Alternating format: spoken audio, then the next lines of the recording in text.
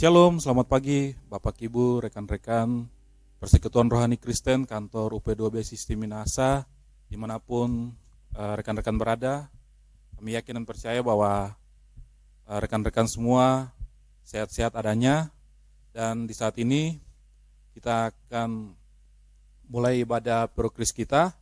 Tapi sebelumnya kita berdoa.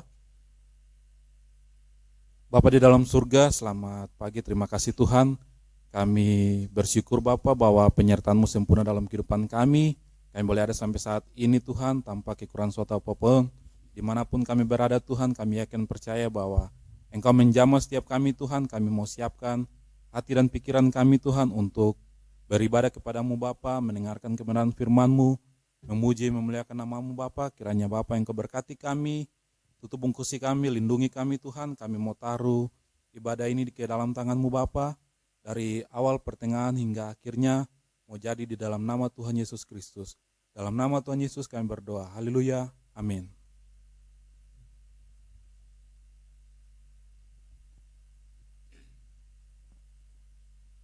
Mari kita angkat pujian.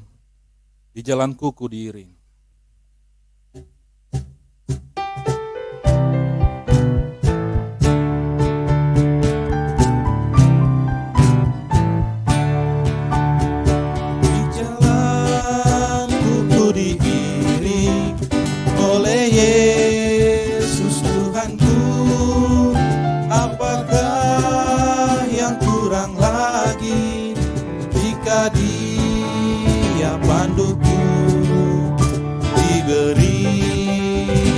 Surgawi, asal imanku teguh, suka duka dipakainya untuk kebaikanku, suka duka dipakainya untuk kebaikanku.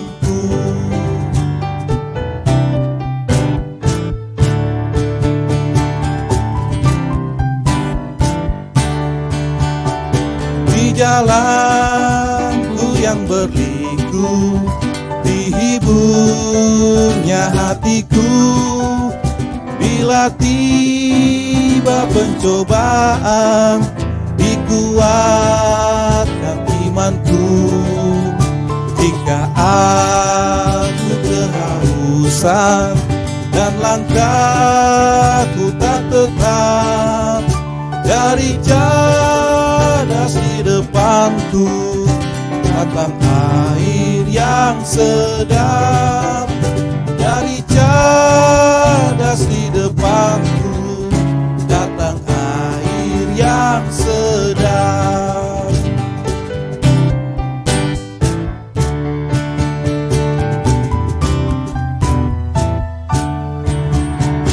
Di jalanku nyata sangat kasih Tuhan yang mesra, dijanjikan perhentian di rumahnya yang bakar. Jika jiwaku membumbung dan meninggalkan dunia, ku nyanyikan tak hentinya kasih dan pimpinannya.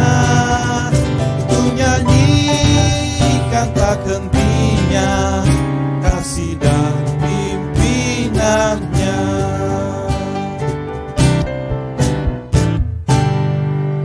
Puji nama Tuhan. Kita akan mendengarkan firman Tuhan, tapi sebelumnya mari kita angkat pujian. Bagi Tuhan tidak ada yang mustahil.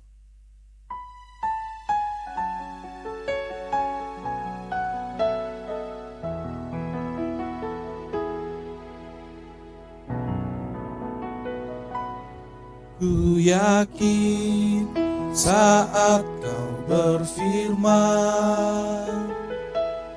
ku menang saat kau bertindak. Hidupku hanya ditentukan oleh perkataanmu.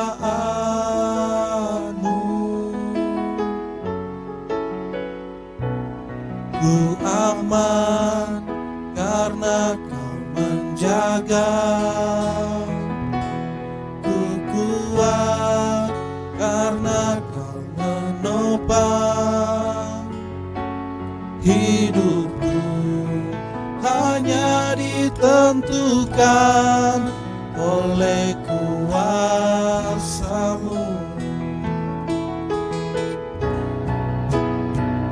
Bagi Tuhan tak ada yang mustahil. Bagi Tuhan tak ada yang tak mungkin. Mujizatnya disediakan bagiku. Ku diangkat dan dipulihkannya. Di Tuhan tak ada yang mustahil. Bagi Tuhan tak ada yang tak mungkin. Mujizatnya disediakan bagiku. Ku diangkat dan dipulihkannya. Bagi Tuhan tak ada yang mustahil. Bagi Tuhan tak ada yang tak mungkin. Mujizatnya disediakan bagiku. Ku diangkat dan dipulihkannya. Ku diangkat dan dipulihkannya.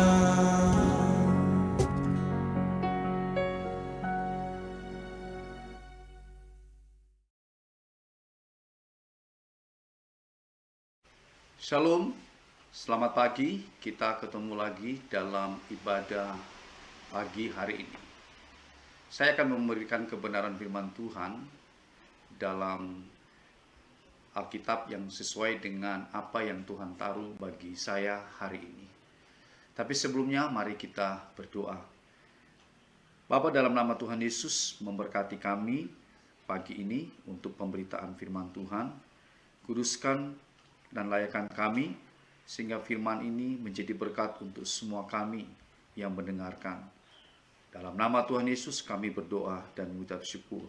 Amin. Mari kita buka di dalam Kejadian 45, ayat 5 dan 7, firman Tuhan berbicara hari ini. Dikatakan begini, tetapi sekarang janganlah bersusah hati dan janganlah menyesali diri, karena kamu menjual aku ke sini, sebab untuk memelihara kehidupanlah Allah menyuruh aku mendahului kamu. Karena setelah 2 tahun ada kelaparan dalam negeri ini, dan selama 5 tahun lagi orang tidak akan membajak atau menuai. Maka Allah telah menyuruh aku mendahului kamu untuk menjamin kelanjutan keturunanmu di bumi ini dan untuk memelihara hidupmu sehingga sebagian besar daripadamu tertolong. Bapak, Ibu, Saudara yang kekasih di dalam Tuhan kita Yesus Kristus, dari pembacaan ini kita akan melihat betapa luar biasanya pertolongan Tuhan ketika keadaan sulit atau masalah itu terjadi di dalam hidup setiap orang percaya. Kalau kita bicara soal masalah, tidak sedikit masalah itu kita hadapi hari lepas hari. Baik itu di dalam rumah tangga kita, baik persoalan di dalam studi anak-anak kita, baik persoalan di dalam pekerjaan kita, bahkan persoalan di dalam pelayanan jika engkau adalah seorang hamba Tuhan. Tetapi dengar baik bahwa ketika masalah dan persoalan dalam hidupmu itu menghampiri engkau dan saya, satu hal yang harus kita ketahui bahwa di balik persoalan, di balik masalah yang engkau hadapi, ada jawaban Tuhan yang akan kita lihat dan kita nanti-nantikan. Dalam kebenaran ini saya ingin berbicara tentang masalah mendahului mujizat Allah terjadi di dalam hidup. Kalau kita melihat keadaan bangsa dan keadaan kota kita saat ini, sepertinya kita juga diperhadapkan dengan satu masalah yang sangat rumit. Ketika Tuhan mengizinkan COVID-19 terjadi, maka saya katakan ini adalah persoalan, ini adalah masalah. Tapi dengar baik, untuk semua kita orang percaya bahwa kebenaran firman Allah itulah menjadi pusat kita untuk terus kita melihat bagaimana Allah menjawab di dalam hidup engkau dan saya. Di dalam Kejadian 45 tadi, seperti yang saya bacakan, di dalam ayat 5 dan 7, di situ diceritakan tentang seorang laki-laki yang luar biasa yang namanya Yusuf. Di pasal 45 ini kita sudah melihat bagaimana Yusuf itu menjadi seorang pemimpin yang hebat pada zamannya. Dia menjadi perdana menteri, dia menjadi seorang mangku bumi, dan itu luar biasa. Dikatakan bahwa ayat 5, tetapi sekarang janganlah bersusah hati dan janganlah menyesali diri karena kamu menjual aku ke sini, sebab untuk memelihara kehidupanlah Allah menyuruh aku mendahului kamu. Kalau kita melihat dari pasal-pasal sebelumnya, pasal 39, pasal 38, 37, di situ diceritakan bagaimana Yusuf mengalami persoalan di dalam hidupnya. Masalah yang dihadapi ketika dia dijual oleh saudaranya. Waktu saudara melihat kehidupan Yusuf dan mulai timbullah rasa iri terhadap apa yang dialami oleh Yusuf. Bagaimana orang tuanya sangat peduli dan mengasihi dia. Dan akhirnya timbullah rasa iri hati, rasa dengki kepada Yusuf. Dan akhirnya mereka merencanakan perbuatan jahat. Dan kemudian mereka jual dia ke Mesir. Tapi sebelum dia dijual ke Mesir, dia harus dimasukkan ke dalam sumur. Dan di sumur itulah dia mengalami penderitaan yang hebat. Dan singkat cerita, dan akhirnya dia dijual ke Mesir. Dari Mesir dia sampai ke rumah dari seorang pemimpin yang hebat pada saat itu. Saudara, di dalam kebenaran ini juga terjadi hal yang sama, di mana akhirnya Yusuf mengalami peristiwa besar. Di dalam Kejadian 39, akhirnya Yusuf tiba di rumah Potifar. Kalau saudara membaca ayat ini, saudara akan melihat bagaimana persoalan di dalam hidup daripada Yusuf harus dialaminya. Di dalam perjalanan kehidupan daripada Yusuf, dia juga mengalami masalah yang sama. Ada proses yang panjang dia harus melewati hal itu. Akhirnya Yusuf masuk yang namanya penjara. Waktu dengan saudara-saudaranya, dia dibuang ke sumur dan kemudian dijual ke Mesir. Tapi ketika dia tiba di rumah pemimpin di negeri itu, kemudian dia harus dijerumuskan ke penjara. Kenapa dijerumuskan ke penjara? Alkitab berkata dia difitnah, dia dikhianati oleh karena dikatakan oleh istri dari Potifar bahwa dia ingin memperkosa wanita ini. Tapi Alkitab berkata bahwa wanita inilah yang menggoda daripada Yusuf. Tapi Yusuf menolak itu semua. Saya mau beritahukan bagi saudara dalam kebenaran hal ini. Kalau persoalan yang sama itu terjadi dalam hidup engkau, mungkin engkau tidak melakukan kejahatan itu. Mungkin engkau juga tidak melakukan hal-hal yang tidak memuliakan Tuhan. Tetapi pada saat itu engkau difitnah, engkau dikhianati. Bahkan engkau harus masuk dalam tanda kutip sumur atau penjara dalam tanda kutip sumur. Tapi percaya bahwa ada maksud Allah, ada maksud Tuhan untuk Anda dan saya diangkat oleh Tuhan. Untuk Anda dan saya melihat bahwa ada mujizat di balik setiap persoalan tadi. Seperti tema yang saya sampaikan tadi bahwa masalah mendahului untuk mujizat Allah terjadi dalam hidup engkau. 4 poin saya ingin bagikan bagi saudara. Jika Anda dan saya mengalami yang namanya persoalan dalam hidupmu, jika engkau dan saya mengalami masalah dalam hidupmu, tanda kutip sumur atau penjara, tanda kutip, dengar baik, engkau jangan melihat kepada persoalan itu. Engkau jangan melihat kepada masalah yang engkau hadapi. Tapi di balik persoalan dan masalah itu, engkau akan melihat ada mujizat Allah yang terjadi. Tetapi apa yang harus dituntut oleh kita? Apa yang harus kita lakukan ketika kita menghadapi persoalan itu? Apa yang harus kita lakukan waktu engkau melihat begitu banyak masalah yang terjadi di dalam hidupmu? Yang pertama, saya mau sampaikan buat kita, yaitu tetap percaya kepada Tuhan. Yusuf mengalami hal itu, dan dia percaya bahwa Tuhan pasti menolong dia. Memang dia tidak ungkapkan kepada saudara-saudaranya atau kepada orang-orang lain tentang bagaimana peristiwa ini terjadi, tapi dengan iman dia melangkah bahwa di balik persoalan itu Tuhan menolong dia. Percaya kepada Tuhan. Kenapa saya katakan hal yang pertama kita harus tetap percaya kepada Tuhan? Kalau kita kembali kepada Kejadian 15, itu kisah lain di dalam cerita ini, yaitu tentang peristiwa Abraham ketika dia diuji imannya untuk mengalami satu proses Tuhan yang panjang. Dalam Kejadian 15 ayat 1-6, kalau saudara baca di situ, dikatakan Abraham harus menanti janji Allah. 25 tahun dia harus memperoleh janji keturunannya. Itu tidak mudah, dia harus hadapi. Ada banyak persoalan, ada banyak masalah yang dia harus menunggu janji-janji Allah di dalam hidupnya. Tapi pada ayat yang ke-6 dalam Kejadian 15 dikatakan, lalu percayalah Abraham, maka Allah memperhitungkannya itu sebagai kebenaran.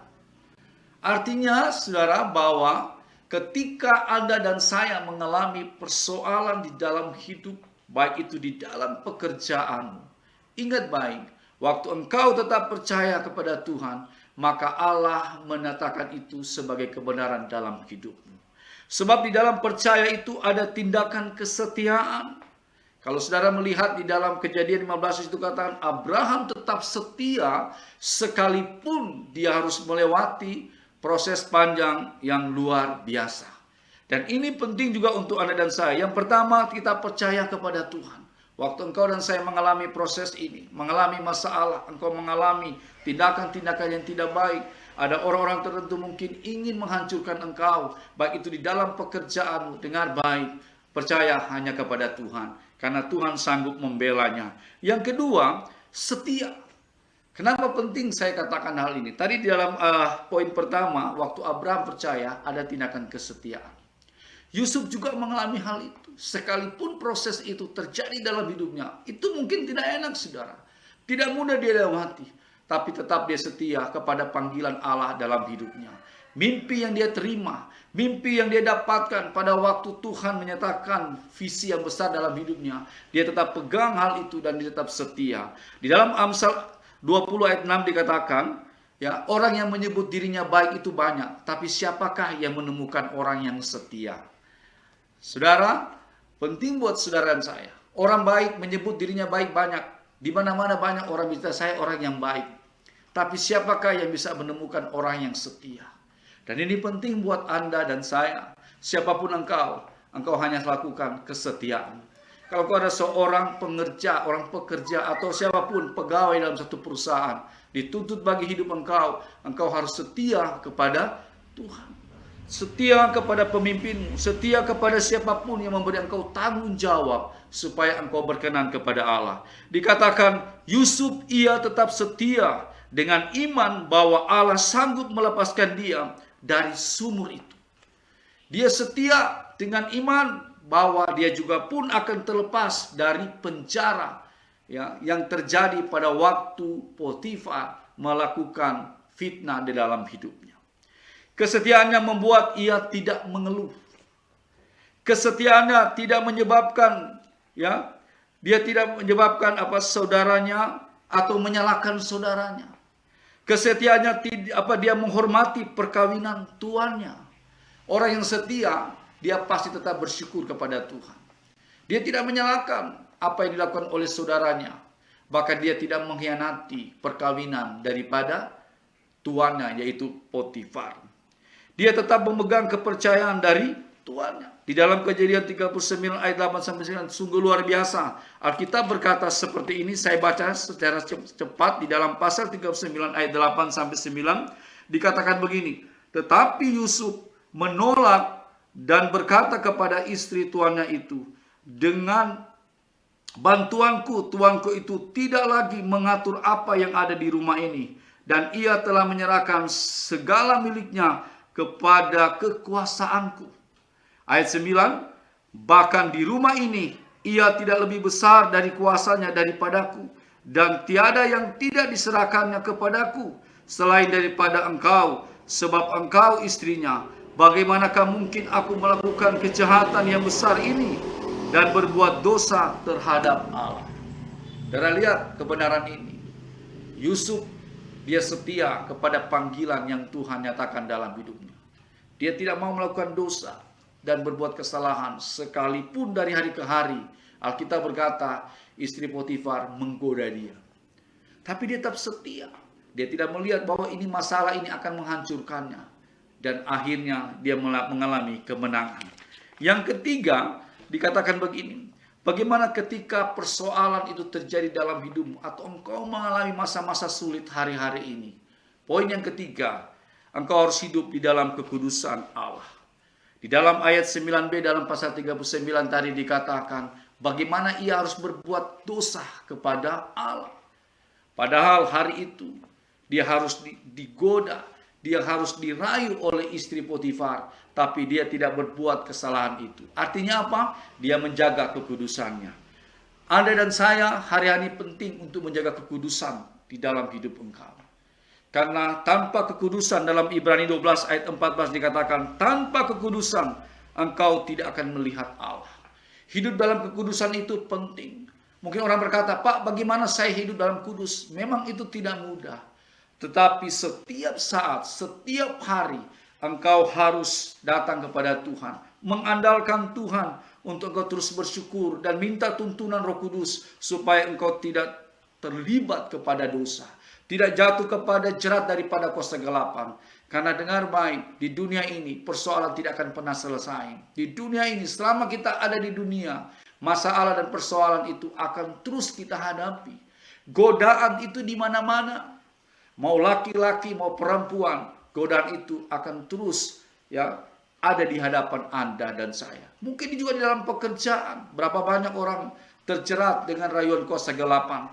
Tapi dengar baik, engkau harus mengimani kebenaran firman Allah bahwa ketika engkau mengandalkan Tuhan, engkau bisa menjaga hidupmu untuk kudus di hadapan Tuhan. Kalau saudara baca ayat ini, Yusuf dari hari ke hari digoda oleh wanita ini. Tapi dia menjaga kesuciannya, dia menjaga kekudusannya, dia menjaga panggilannya sebagai seorang yang telah dibenarkan Allah. Dan saya percaya manusia daripada Yusuf itu tidak mampu, tetapi ada manusia ilahi, yaitu Roh Allah di dalam hidup Yusuf yang dia bisa mampu dan bisa menolak rayuan itu. Anda dan saya juga bisa melakukan hal itu. Ketika Anda ada di dalam Tuhan, ketika Anda melibatkan Roh Kudus dalam hidup engkau, kita bisa menjaga kekudusan itu. Kita menjaga untuk kita tidak terkontaminasi dengan berbagai rayuan daripada kuasa kegelapan. Berbagai macam tipu muslihat iblis yang akan menghancurkan Anda dan saya. Siapapun engkau. Mungkin engkau seorang pegawai biasa, pegawai rendahan, atau engkau ada seorang pemimpin dalam satu perusahaan. Dengar baik. Jaga hidupmu di dalam kekudusan. Sehingga keluargamu, rumah tanggamu akan selamat untuk selama-lamanya. Karena ada seorang laki-laki yang takut akan Tuhan. Ada seorang perempuan atau wanita juga yang takut akan Tuhan. Sehingga anak-anaknya diberkati. Yang keempat, saudara. Poin terakhir dari kebenaran firman Tuhan. Bagaimana supaya kita bisa melewati persoalan itu dan kita bisa melihat kemenangan ada dalam hidup Anda dan saya. Bagaimana kita bisa berkata bahwa ini mujizat terjadi dalam hidup engkau. Lewat persoalan yang Tuhan izinkan. Karena di balik persoalan itu ada mujizat Tuhan yang terjadi. Poin yang keempat. Engkau harus penuh dengan Roh Kudus. Ini kebenaran firman Allah. Kalau saudara kembali atau melihat di dalam Kisah Rasul 1 ayat 8. Di situ Alkitab berkata bahwa Allah akan memberikan rohnya kepada kita orang percaya. Untuk apa? Engkau akan menjadi saksi dari Yudea, Samaria, sampai ujung bumi. Artinya apa yang Allah mau dalam hidup kita bawa? Roh Kudus itulah yang memampukan saudara. Ketika murid-murid Yesus selama 3 tahun sekian mereka bersama dengan Yesus.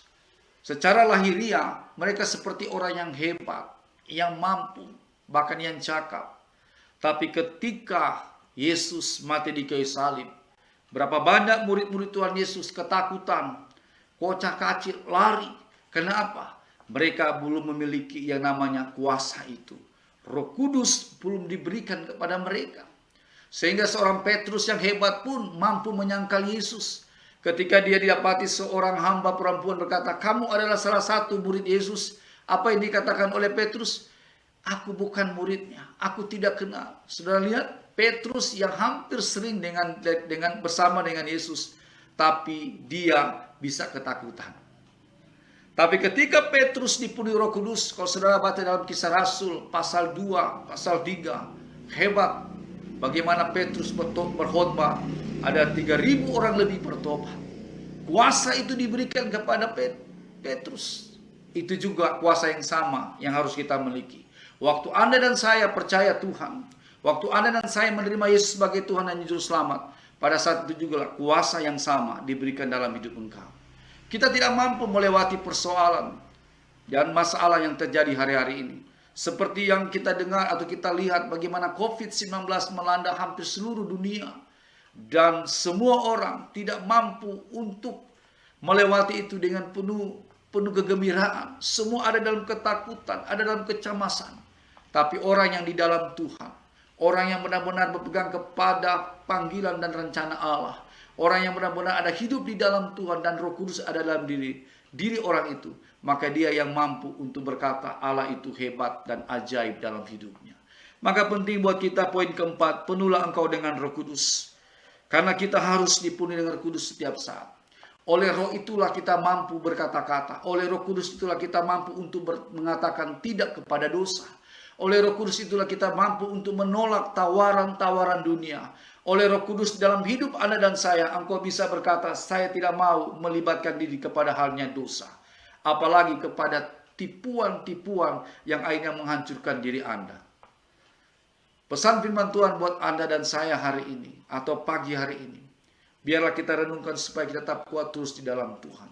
Bahwa kebenaran Allah itu tidak akan kembali dengan sia-sia. Waktu engkau dipenuhi dengan Roh Kudus, dikatakan engkau jadi berani untuk bersaksi. Untuk menyampaikan kebenaran itu kepada semua orang.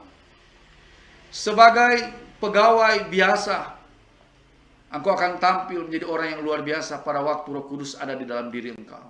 Engkau bisa berkata tidak kepada sesuatu yang menjerumus engkau kepada dosa. Dan ini penting buat saudara dan saya. Semua Anda yang hari ini mendengar kebenaran firman Allah, penuhilah dirimu dengan kuasa yang sama yang diberikan Tuhan ketika dia akan terangkat ke sorga. Di dalam Kisah pasal 1 dikatakan seperti itu. Kamu akan diberi kuasa ketika Roh Kudus turun ke dalam diri engkau. Dan engkau akan menjadi orang yang menang. Terpujilah nama Tuhan. Kiranya berkat firman Tuhan hari ini, pagi hari ini akan memberkati kita semua. Haleluya. Amin.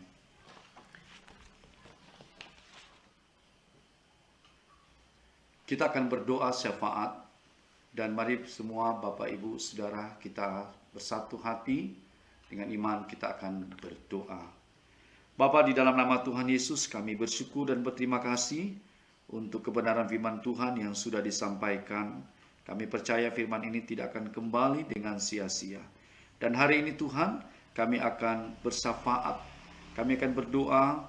Yang pertama, seluruh orang yang terlibat di dalam organisasi PT PLN Persero, Unit Induk Pembangkitan dan Penyaluran Sulawesi, General Manager Bapak Suroso Isnandar beserta seluruh jajarannya, serta unit kami, PLN UP2B, Sistem Minahasa, mulai dari manajer unit Bapak Mudakir, manajer-manajer bagian, supervisor dan seluruh staf fungsional, seluruh tenaga ahli daya, cleaning service, driver dan security, serta siswa atau mahasiswa PKL, biar ada di dalam perlindungan Tuhan. Kami juga berdoa untuk sistem kelistrikan, interkoneksi Sulawesi Utara sampai Gorontalo dan Sulawesi Tengah dan Barat, agar terhindar dari gangguan dan pemadaman dari pembangkit listrik dan seluruh jaringan. Kami juga mendoakan untuk pengurus dan anggota Perokris di PLN UP2B Sistem Minahasa, agar menjadi berkat di kantor ini, baik untuk sesama orang Kristen maupun dengan pegawai yang beragama lain. Berdoa untuk pegawai PLN yang sedang work from home dan work from office, petugas dan supervisor pengatur beban real time, bahkan tim pemeliharaan fasilitas operasi yang tetap bekerja di lapangan, agar semua dalam perlindungan Tuhan, dijauhkan dari penularan COVID-19. Kami juga berdoa agar Tuhan mendatangkan pegawai-pegawai yang adalah anak-anak Tuhan ke kantor PLN ini, baik melalui rekrutmen baru maupun penugasan dari tempat lain, agar nama Tuhan dipuji dan dimuliakan di tempat ini, diberkati dan memberkati lingkungan kantor dan sekitarnya. Kami berdoa untuk bangsa Indonesia, baik dari Presiden dan Wakil Presiden, para menteri dan jajaran eksekutif, seluruh wakil-wakil rakyat legislatif, dan para pihak penegak hukum, mulai dari institusi tertinggi di pusat sampai ke daerah dan pelosok Nusantara, khususnya di kota Tomohon ini. Kiranya Tuhan memberikan hikmat dan kebijaksanaan, komitmen dan tanggung jawab yang baik dalam melaksanakan tugasnya. Kami juga berdoa untuk rekan-rekan Perokris yang berulang tahun pada minggu ini. Tuhan berkati mereka. Perlindungan Tuhan turun atas mereka. Kalau mereka sebagai seorang suami, biar mereka memiliki otoritas ilahi. Kalau mereka ada seorang ibu rumah tangga, biar juga mereka memiliki roh kebijaksanaan untuk mampu mengurus keluarga mereka dengan baik. Jika dia adalah seorang anak muda, biarlah di masa mudanya mereka tetap eksis di dalam Tuhan, tetap mempercayakan diri mereka kepada Tuhan. Kami berdoa buat mereka segala berkat yang terbaik turun atas mereka yang berulang tahun. Jadilah kehendak-Mu Tuhan, bukan kehendak kami yang jadi. Diberkati semua doa kami di dalam nama Tuhan Yesus. Haleluya. Amin.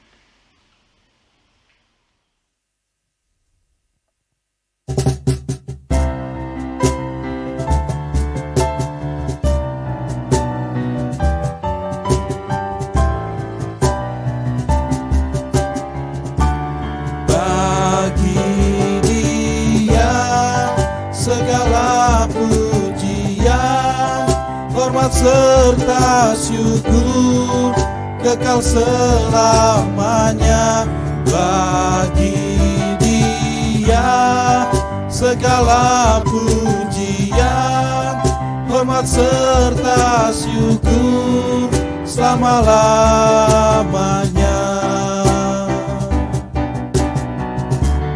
Bagi Dia segala pujian, hormat serta syukur kekal selamanya.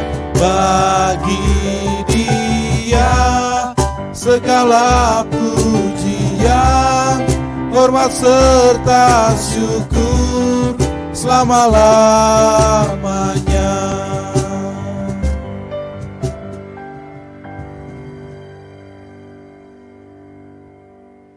Kita akan menerima berkat Tuhan. Tuhan memberkati engkau dan melindungi engkau. Tuhan menyinari engkau dengan wajah-Nya dan memberi engkau kasih karunia. Tuhan menghadapkan wajah-Nya kepadamu dan memberi engkau damai sejahtera. Terjadilah di dalam nama Bapa, Anak, dan Roh Kudus, di dalam nama Tuhan Yesus Kristus. Amin. Shalom, selamat pagi Bapak Ibu. Demikianlah ibadah Perokris kita telah berakhir. Dan saya mewakili manajemen dan pengurus Perokris UP2B Sistem Minasa mengucapkan terima kasih kepada hamba Tuhan Bapak Pendeta Jerry Rambing yang telah menyampaikan kebenaran firman Tuhan. Kiranya pelayanan Bapak diberkati Tuhan. Dan juga saya mengucapkan terima kasih kepada anggota sekalian Perokris yang telah mengikuti ibadah di rumah masing-masing. Kiranya firman Tuhan yang sudah kami dengar boleh menjadi berkat di dalam kehidupan kami dan nama Tuhan dipermuliakan lewat kehidupan kami. Yang berikut kami ucapkan Selamat ulang tahun kepada anggota Pirokris yang berulang tahun dari tanggal 19 sampai 25 Mei 2020. Selamat ulang tahun, semoga umur yang panjang, sehat selalu, dan diberkati Tuhan selalu. Terima kasih. Untuk ibadah minggu depan akan kami sampaikan pengumumannya di WA grup kita. Dan juga himbauan untuk rekan-rekan anggota Pirokris agar patuhi himbauan pemerintah untuk menjaga jarak dan juga rajin mencuci tangan serta menggunakan masker. Kiranya kita boleh sehat selalu, Tuhan Yesus memberkati kita.